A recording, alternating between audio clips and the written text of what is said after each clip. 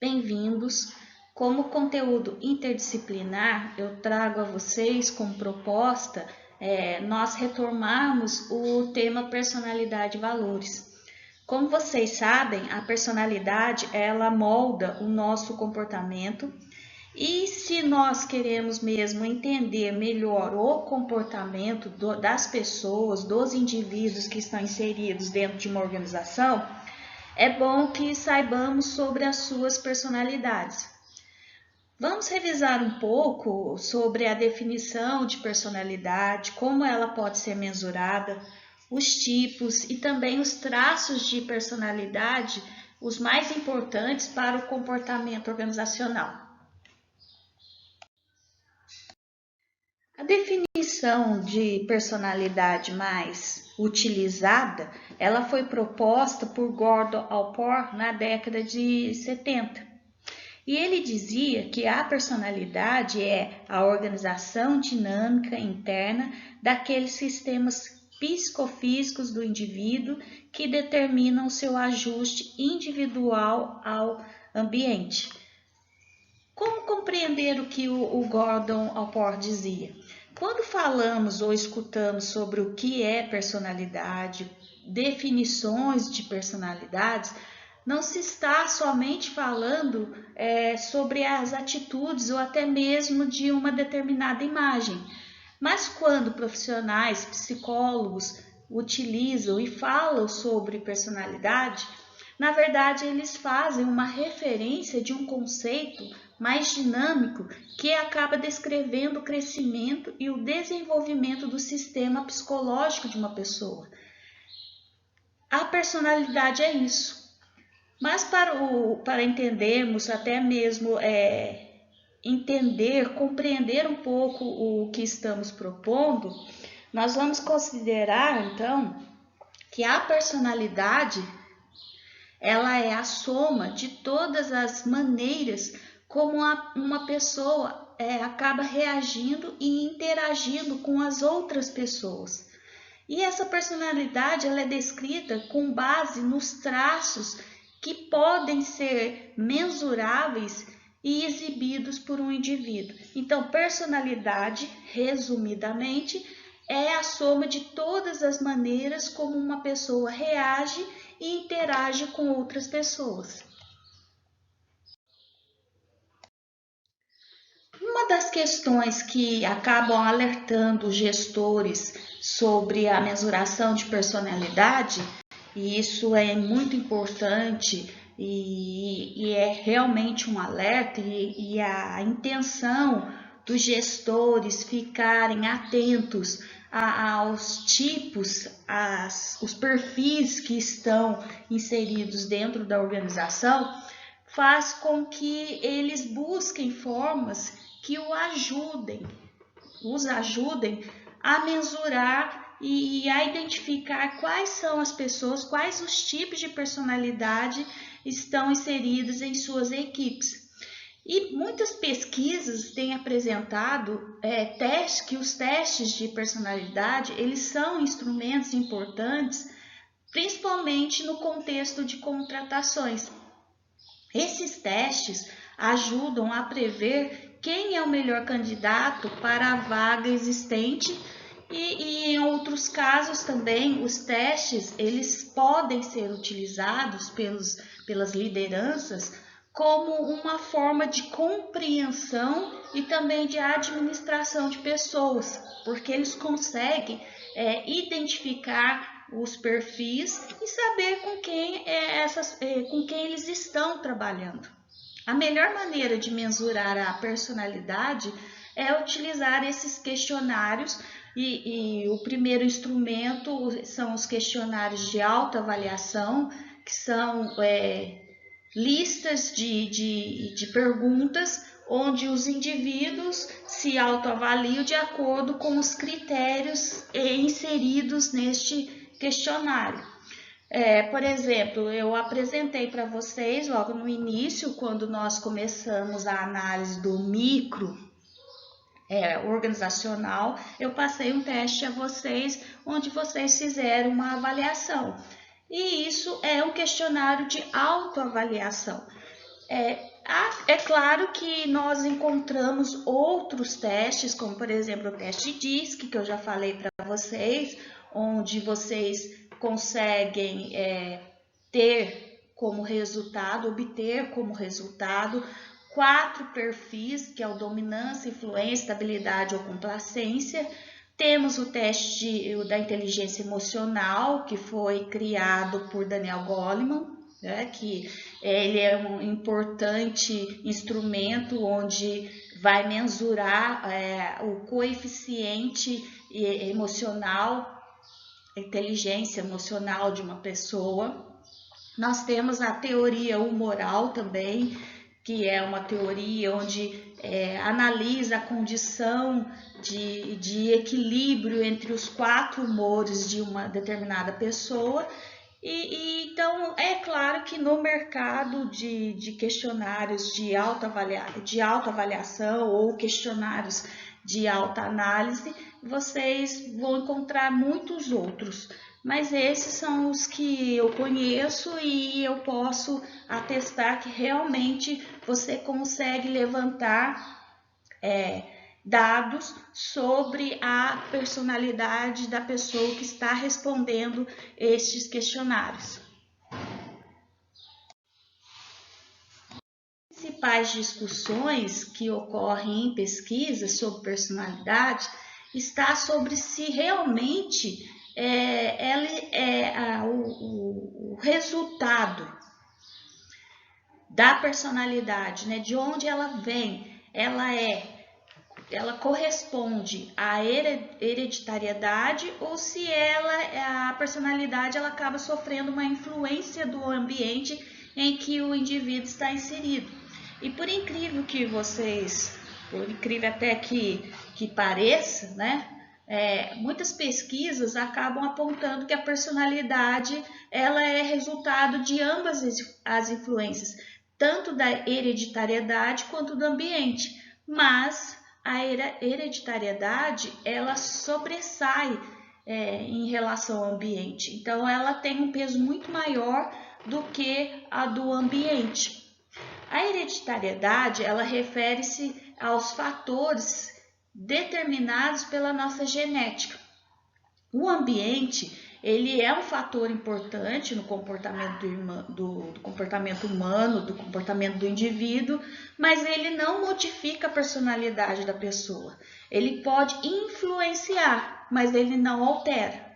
E o ambiente ele pode sim, né, alterar alguns comportamentos, até porque a pessoa acaba se sujeitando a essa mudança por conta do ambiente que ele está inserido. Os primeiros estudos sobre a estrutura da personalidade, eles tentaram identificar e também classificar características duradouras que pudessem descrever o comportamento das pessoas.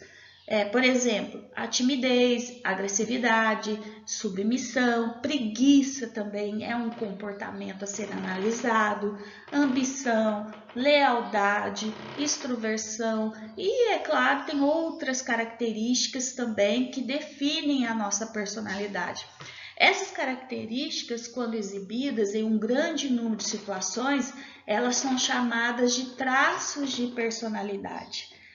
Parem um momento e pensem, quais são os traços de personalidade que vocês conseguem, ao fazer uma autoanálise, identificar, né?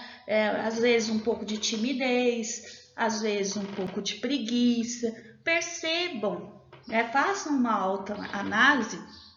Quais são os traços de personalidade que vocês conseguem destacar e que às vezes eles podem ser traços de personalidade um pouco positivos e às vezes eles podem trazer também algumas consequências negativas.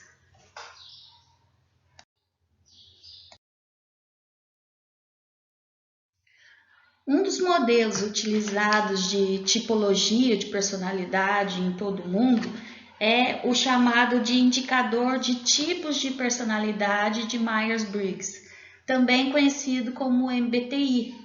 Este teste de personalidade contém 100 questões que avaliam como as pessoas agem ou sentem em determinadas situações. Com base nas respostas dadas pelos respondentes, elas acabam sendo classificadas em perfis de personalidade, como, por exemplo, extrovertidos ou introvertidas, sensoriais ou intuitivas, racionais ou emocionais, julgadoras ou perceptivas. E aonde podem ser aplicados esse teste? Em desenvolvimento pessoal, na orientação profissional, treinamentos de liderança, suporte pedagógico na área educacional, dinâmicas de grupo, e este teste não é aconselhado em processos seletivos. Então, basicamente, esse teste ele está voltado para o desenvolvimento humano, seja ele profissional ou pessoal. Mas vamos entender um pouco como é a dinâmica destes perfis mapeados neste teste. Vamos ver como está estruturado a tipologia deste teste. Nós temos os extrovertidos, né, que são pessoas expansivas, gostam de realizar várias atividades, são pessoas um pouco impulsivas, porque primeiro agem, depois pensam. Já no outro extremo, nós temos os introvertidos, são pessoas mais reflexivas, elas precisam um pouco de tempo para pensar, até para agir. Em geral, são pessoas pouco sociáveis, são quietas, um pouco tímidas. Então, nós temos dentro dessa tipologia os extrovertidos e os introvertidos. Um outro componente, nós temos os sensoriais, que são pessoas que confiam mais em coisas palpáveis e até mesmo concretas, gostam de detalhes, preferem os fatos e eles precisam de muitas informações até para que tomem algumas decisões. Já os intuitivos, eles preferem informações mais abstratas, um pouco de teoria, e eles gostam de serem instigados a resolverem, a buscarem resoluções para problemas. Eles trabalham bem com informações incompletas e até um pouco dedutíveis. No outro lado, nós temos os racionalistas, que são pessoas que decidem com base na lógica, procuram argumentos racionais para lidar com problemas, tomam decisões objetivas. Já os sentimentais, né, não vamos confundir com pessoas emotivas, são pessoas que decidem com base em seus sentimentos, mas esses sentimentos estão relacionados aos valores pessoais que cada um traz. Então, não é algo muito emocional, mas sim as decisões elas são sim concretizadas e decididas em base nos valores pessoais de cada pessoa. Já os julgadores, esses tipos, eles gostam de ter o controle e querem ter tudo que está ao seu redor muito bem organizado, muito bem estruturado. No outro extremo, nós temos os perceptivos, que são pessoas flexíveis, espontâneas, eles tendem um pouco a se sentirem-se ansiosas, inseguras, principalmente quando tem que tomar algumas determinadas decisões. Essas classificações, elas são combinadas em 16 tipos de personalidades, então eu posso estar enquadrada em um tipo de introversão, intuição, racional e julgadora, né? Aí, nesse mapeamento, eu consigo definir qual é o meu perfil, qual é a minha personalidade, porque eu consigo identificar aonde eu estou enquadrada. Para isso, para que eu identifique esses elementos, para que eu consiga realmente ver onde eu estou enquadrada dentro desses 16 tipos de personalidade, eu tenho que responder esse questionário de 100 perguntas, tá? Mas um alerta que eu faço a vocês, né? Que os resultados do MBTI, eles não se relacionam com o desempenho no trabalho. Por isso que anteriormente eu disse a vocês que este teste não é aconselhável ser aplicado em um processo de recrutamento, tá? Porque ele não é um teste direcionado à seleção de candidatos a emprego, melhor dizendo. Bem, um outro teste também que eu disse a vocês, né? Eu apresentei para vocês o teste do MBTI, como eu já citei, reforço, ele não é um teste a ser utilizado em processos seletivos. Já o modelo Big Five de personalidade, ele vai apresentar os 5 fatores, mais conhecido como esse teste, ele é conhecido como Big Five. O teste ele vai considerar 5 dimensões básicas que acabam fundamentando todas as outras e englobam também as variações que são significativas na personalidade humana. Então, esse teste vocês podem, claro, ele bem estruturado, pode ser aplicado num processo de recrutamento nos candidatos a emprego. Vocês vão ver que o Big Five ele tem algumas similaridades com o MBTI, né? Ele vai trazer os perfis de extroversão, amabilidade, consciência, estabilidade emocional e abertura para experiências. Isso também ele é um pouco parecido, ele tem algumas similaridades também com o teste DISC. Vamos ver os perfis primeiro. O extroversão, a pessoa extrovertida, ela se refere ao nível de conforto que uma pessoa possui em seus relacionamentos. Geralmente os extrovertidos, eles costumam ser muito mais agregadores, são sociáveis. No outro extremo, nós temos também os introvertidos. Essas pessoas analisadas no contexto organizacional, eles costumam ser mais reservados, tímidos, quietos. Percebam que temos também os extremos dos perfis, extroversão e introversão. Um outro fator é a amabilidade. Esse fator ele se refere à propensão de um indivíduo em acatar as ideias do outro. Essas pessoas, elas são muito amáveis, são cooperativas, são receptivas e também são pessoas confiáveis. Já se no teste for detectado que essas pessoas estão com baixa pontuação neste critério de amabilidade, o perfil, essa personalidade da pessoa, ela vai apresentar como sendo uma pessoa fria, desagradável, uma pessoa questionadora, confrontadora. Então percebo que vocês conseguem identificar sim certos comportamentos nos resultados de testes de personalidade.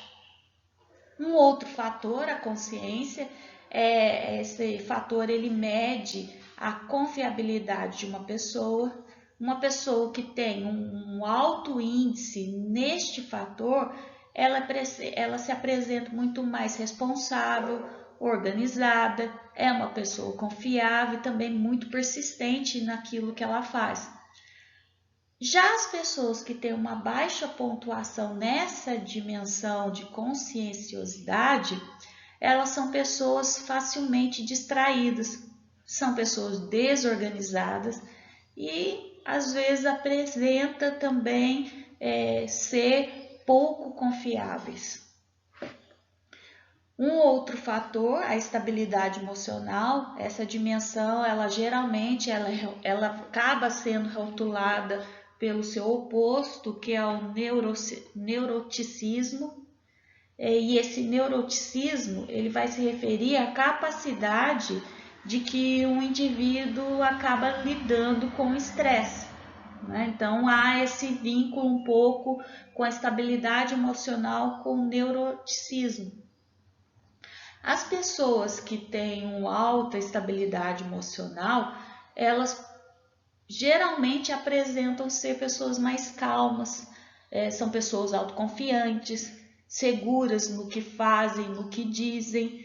Já as pessoas que apresentam uma pontuação abaixo da estabilidade emocional, elas tendem a ser nervosas, elas são ansiosas, em alguns momentos tem oscilações de humor, às vezes se apresentam como pessoas deprimidas, são inseguras, e isso acaba também, vejam que quando há um fator negativo, uma pessoa se pontua negativa, independente de qual fator eu já disse a vocês, acaba influenciando de forma negativa no meio organizacional.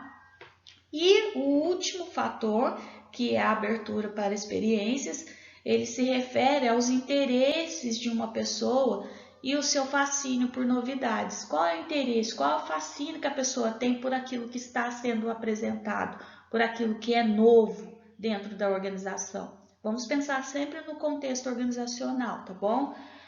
Pessoas que apresentam um alto índice da abertura para experiências são pessoas mais abertas, elas são criativas, curiosas, são sensíveis artisticamente, né? Elas têm um dom artístico. Já as que ficam na outra dimensão, abaixo do que é mensurado, elas tendem a ser mais conservadoras e elas se sentem melhor, né? Elas se sentem muito mais confortáveis com aquilo que elas já conhecem.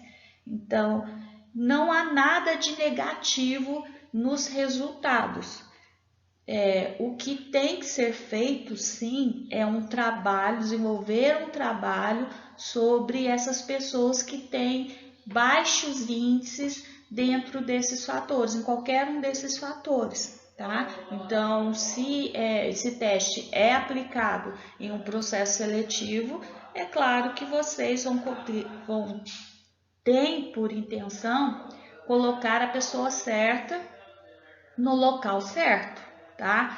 Mas se esse teste for aplicado com o objetivo de desenvolvimento profissional, vocês vão saber lidar muito mais, vão ter a habilidade de administrar os resultados, porque vocês já mapearam os perfis e conseguem exatamente saber quais são os instrumentos de desenvolvimento que vão ser aplicados sobre essa pessoa ou sobre esse grupo. Vocês conseguem mapear e trabalhar da melhor forma possível.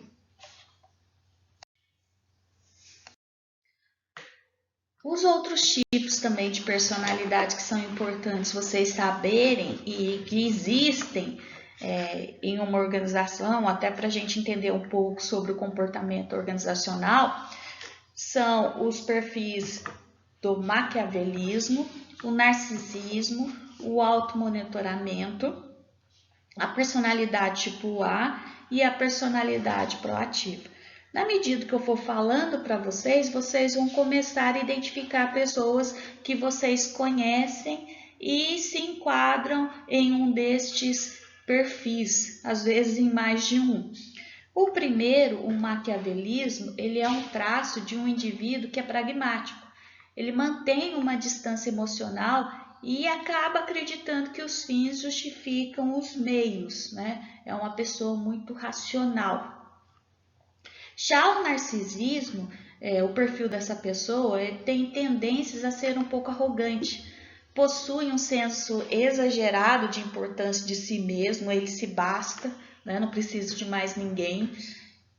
é a pessoa que exige admiração excessiva, né? Todo momento tem que ser elogiado, todo momento tem que ser admirado, se muda o corte de cabelo, se põe uma roupa nova, exige que esse tipo de pessoa exige que outras pessoas percebam e o elogiem. E tudo que ele pensa é o certo. E essa forma de pensar o conduz a ter direito a tudo. O automonitoramento, né, esse perfil, é a capacidade que o indivíduo tem em ajustar o seu comportamento a fatores situacionais externos. É o tipo de pessoa que vai de acordo com aquilo que ele acha que vai lhe trazer benefício, né? Essas pessoas, elas são adaptáveis, elas se ajustam a comportamentos, né, externos, têm alta acessibilidade de compreender sinais que o ambiente traz, mas elas não conseguem disfarçar um pouco essas posturas, né? Pode ser que não seja algo negativo, mas fazendo uma análise do comportamental desta pessoa, acaba evidenciando que é o tipo de pessoa que acaba se aliando a pessoas que estão se sobressaindo. Então, há também alguns pontos negativos que acabam sendo vistos não tão positivamente. O outro perfil, a personalidade tipo A, né, é o tipo de pessoa um pouco agressiva, até porque é uma pessoa muito competitiva, ela tem urgência na resolução das questões, parece que a todo momento está com pressa. Essa pessoa ela é agressiva. Para a nossa cultura, né, a cultura aqui no Brasil, é o tipo de pessoa que se apresenta um pouco individualista. E isso não é bem visto também aqui no Brasil, para a nossa cultura, tá? Então, chega a ser um pouco agressivo quando percebemos que trabalhamos ou temos uma convivência com esse tipo de personalidade. Já a personalidade proativa são pessoas que identificam oportunidades mesmo naquelas situações assim críticas. Elas tomam iniciativas, elas agem, elas perseveram até que vejam que a mudança ela ocorreu. Então são pessoas extremamente perseverantes. Então, são pessoas que criam mudanças positivas no ambiente em que elas estão inseridas. Elas até mesmo conseguem motivar as pessoas que estão próximas a elas. Então, elas são bem vistas, né, pelas lideranças e também são bem vistas no exercício da liderança.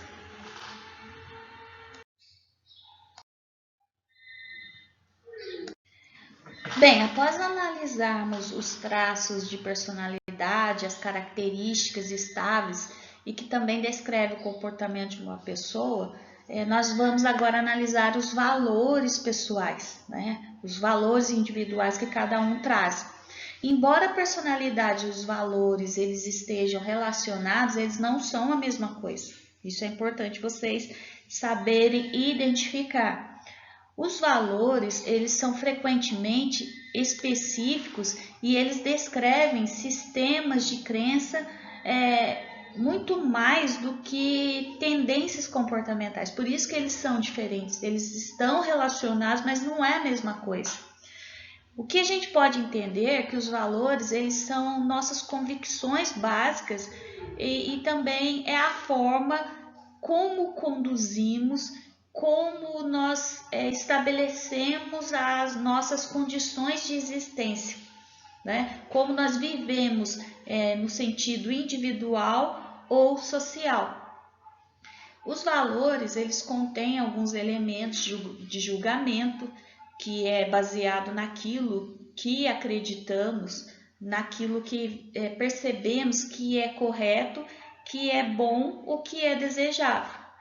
E até mesmo que é importante e o quanto ele é importante para nós. Então, isso é valor, tá? Aquilo que eu atribuo como sendo importante e o quanto ele é importante, eu consigo definir e classificar como sendo o valor. Quando nós classificamos os valores de uma pessoa de acordo com a sua importância, aquilo que é dado por ela, nós também estamos atribuindo valores individuais. Dentro desses valores, nós temos uma hierarquia que acabam formando o nosso sistema de valores, né? Então, esses valores, eles que nos conduzem e que determinam como nós somos. Por exemplo, a liberdade, o prazer, o respeito por si mesmo, a honestidade, obediência são valores, né? Alguns acham que a liberdade é muito mais importante do que a obediência ou do que a justiça. Então percebam que há uma hierarquia na classificação dos valores. Mas o interessante é que os valores, eles costumam, eles se apresentam em determinados momentos em sua estabilidade, mas eles são também duradouros. E é uma parcela significativa dos nossos valores é estabelecida durante a nossa infância, principalmente nos contatos que nós mantemos. Por exemplo, os nossos pais, os nossos tios, os professores, avós, amigos ou pessoas que nós mantivemos um contato durante o nosso processo de desenvolvimento, né? São as nossas referências. Também há evidências que a personalidade ela está ligada aos valores, né? E isso consta que, ou melhor dizendo, comprova que a personalidade ela tem uma influência muito maior da hereditariedade, até porque os valores eles são construídos em nosso processo de desenvolvimento.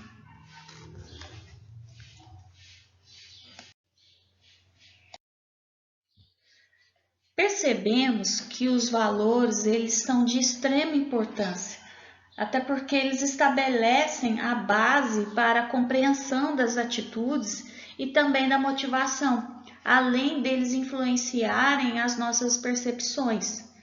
Nós entramos, quando nós fomos inseridos em uma organização, nós temos algumas noções que são pré-concebidas de como as coisas ocorrem lá dentro, ou como as coisas não podem acontecer dentro da organização.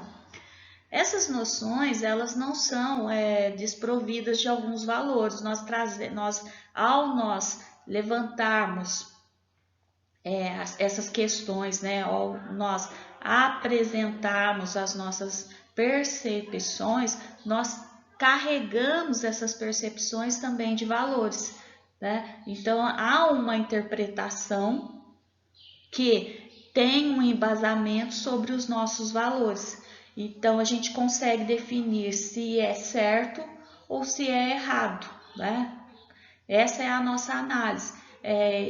E isso é importante porque vai definir quais os comportamentos que nós devemos tomar e quais são os comportamentos ou os resultados que as outras pessoas assumem. Então, são nessas análises, né, nessas percepções, que muitas vezes nós validamos através dos nossos valores. Porque esses valores, eles influenciam nas atitudes e também nos comportamentos. E dependendo da situação que nós fazemos a análise, nós acabamos confrontando com os nossos valores e na medida que nós vamos confrontando, nós vamos estabelecendo diretrizes que vão conduzindo as nossas decisões. Então percebam que quando nós entramos num local de trabalho, né, nós somos recém-contratados, nós temos percepções já pré-estabelecidas que no decorrer do tempo elas vão sendo validadas ou não. Até porque essas percepções pré-concebidas vão trazendo, são carregadas de valores. E a todo momento esses valores eles vão sendo confrontados. Nós vamos analisando os nossos comportamentos e os comportamentos dos outros. E ao serem confrontados, o estabelecimento das diretrizes é que vão conduzindo as nossas decisões e até mesmo as nossas ideias. Esses confrontamentos vão dizer se realmente são corretos, se são verídicos ou não. Então, por isso que há essa importância dos valores desse confrontamento, até porque nós conseguimos compreender essas atitudes, nós conseguimos entender se há uma motivação na condução dessas diretrizes, na tomada de decisões e se as nossas percepções estão corretas ou não.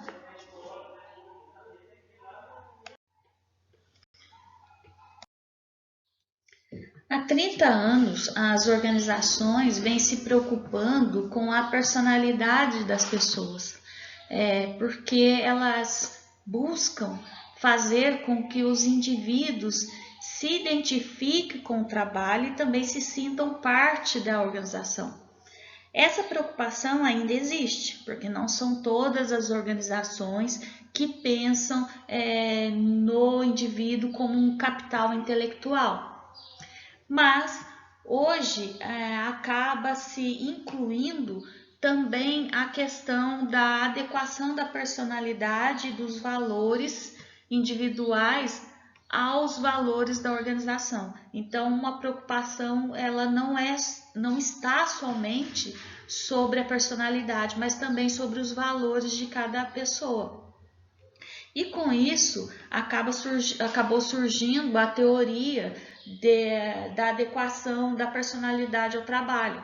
Essa teoria tem por premissa de que as preferências ocupacionais, as preferências profissionais, elas são uma expressão do caráter do indivíduo, ou seja, da personalidade do indivíduo. Então, a escolha de uma vocação profissional ela está vinculada à personalidade. E o autor, John Holland, ele teve uma preocupação de combinar as exigências do trabalho com as características da personalidade. Ele foi articulando características dos perfis juntamente com as exigências do trabalho a ser executado.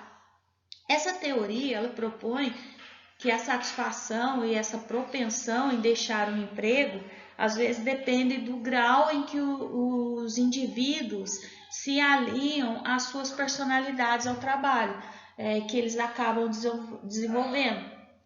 Ou seja, a propensão de um indivíduo deixar um emprego depende muito do grau em que ela está alinhada com o sucesso, a expectativa que a sua personalidade produz no trabalho. Então, essa teoria propõe essa articulação, né? Se uma pessoa não está satisfeita no seu trabalho, provavelmente a sua personalidade tem algumas características que exigem muito mais do trabalho que ele está sendo desenvolvido. Então, é essa proposta que o John Holland propõe dentro desta teoria.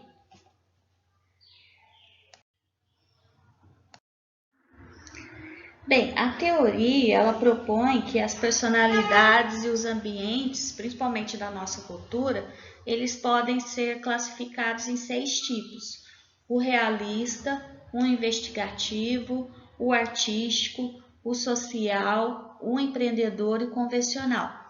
De acordo com Roland, os indivíduos de personalidades semelhantes acabam criando ambientes físicos e interpessoais característicos que podem ser categorizados, melhor dizendo, através da tipologia que vocês estão visualizando. Portanto, esse modelo ele também vai categorizar os ambientes de trabalho a partir desta tipologia. E essa tipologia ela pode ser apresentada nesse modelo, nessa figura do hexágono, que vocês também conseguem visualizar esses 3 tipos de personalidades. Vamos ver um pouco sobre o perfil convencional. Essas pessoas, esse tipo de perfil, ele prefere situações de negócios estruturados, que envolvem uma análise de dados, de finanças, de tarefas organizacionais. Esse tipo de pessoa, esse perfil, ele valoriza muito a ordem e a eficiência. Já o realista, ele prefere atividades mais práticas, ele gosta de colocar a mão na massa, ele busca resultados mais palpáveis, mais tangíveis, é o perfil que prefere construir, reparar objetos, prefere coisas mais mecanizadas e também prefere trabalhar mais ao ar livre. Já o investigativo, ele prefere resolver problemas mais abstratos, que envolvem muito mais a memória, estimula a memória. Ele gosta de ciências, assuntos voltados à engenharia, é uma pessoa curiosa acerca do que está ao seu redor, ao mundo físico, ele busca respostas nas suas questões, ele busca compreender como as coisas funcionam, prefere desafios, pode ser desafios intelectuais, aquilo que o instiga a buscar por respostas não tão convencionais. Então, é um perfil de uma pessoa investigativa.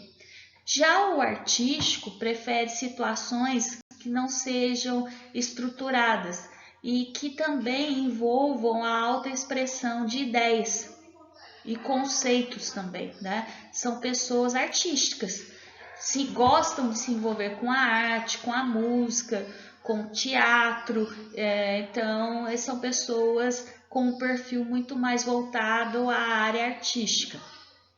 O perfil social, ele prefere oportunidades de suporte, de ajuda, é muito mais voltada à comunidade.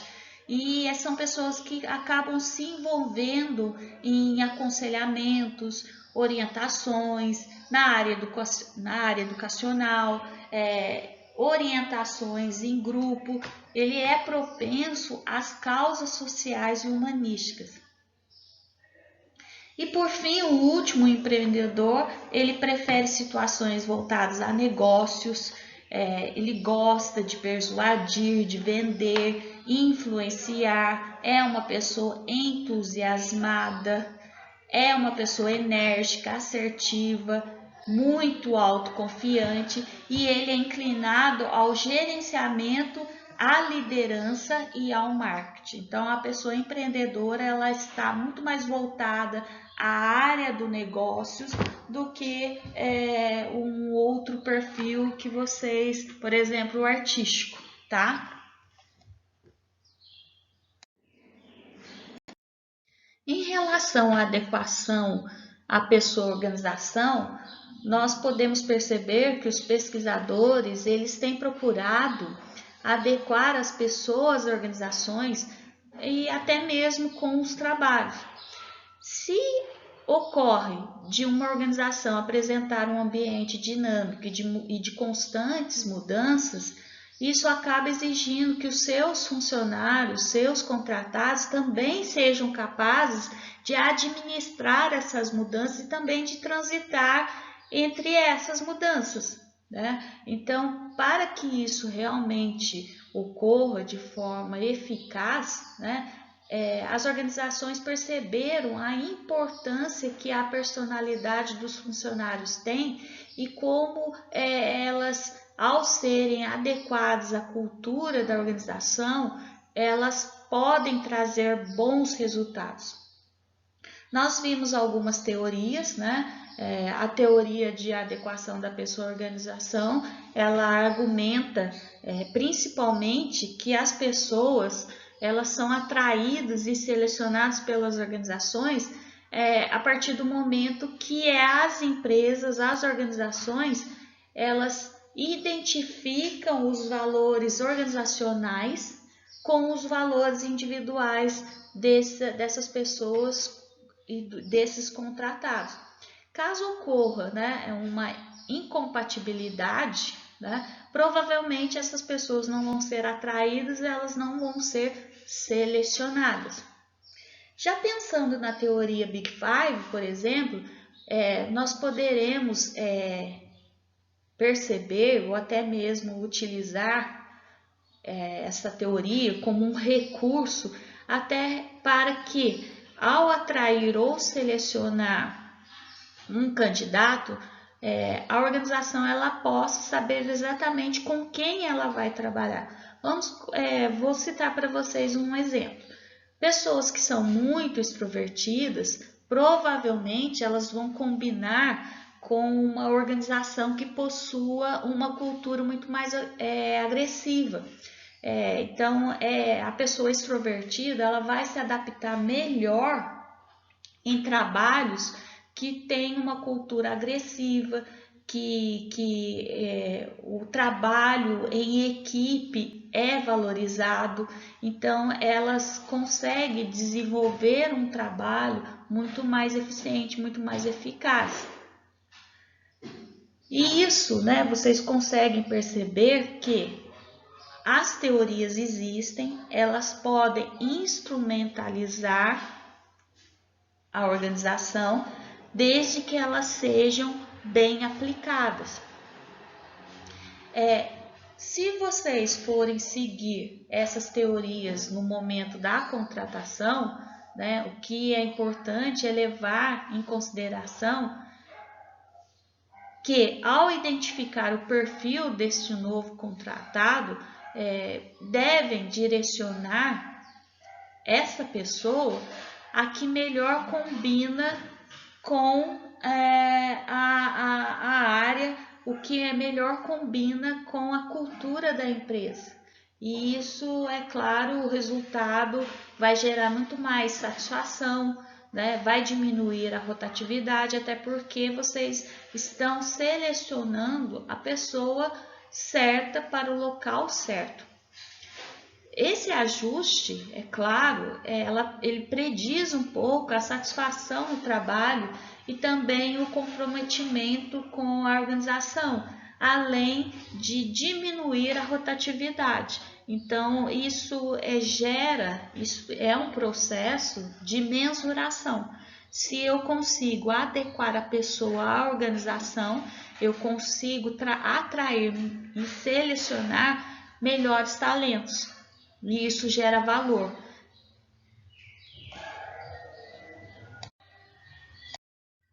Enfim, né, eu espero que vocês tenham relembrado um pouco sobre o que nós vimos anteriormente em relação à personalidade e também os valores individuais, né, como eles podem influenciar no desempenho e nas atitudes.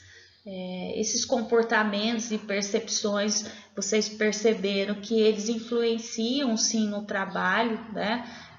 Porque a partir do momento que se conhece o sistema de valores dos indivíduos, a gente consegue entender e compreender determinados comportamentos no contexto organizacional. Diante disto, né, eu também apresentei para vocês algumas teorias que podem ser utilizadas para o desenvolvimento profissional, outras para o processo de seleção. Isso é importante, vocês. É claro que não há um aprofundamento, mas vocês conseguem saber o que cada teoria, o que cada teste e aonde eles podem ser aplicados, tá? E para encerrar, eu sugiro a vocês 2 vídeos onde são apresentados os traços de personalidade que foram abordados por Gordon Poor, e o outro que aborda o modelo dos 5 fatores, né, o Big Five de personalidades. São vídeos curtos, rápidos, mais para a título de contribuição. Eu espero que vocês tenham gostado, né? Poderíamos nos aprofundar muito mais, só que como não é um conteúdo interdisciplinar, né, e o tempo urge, é mais uma pincelada naquilo que vocês já viram, tá? Uma boa semana para vocês e até a próxima.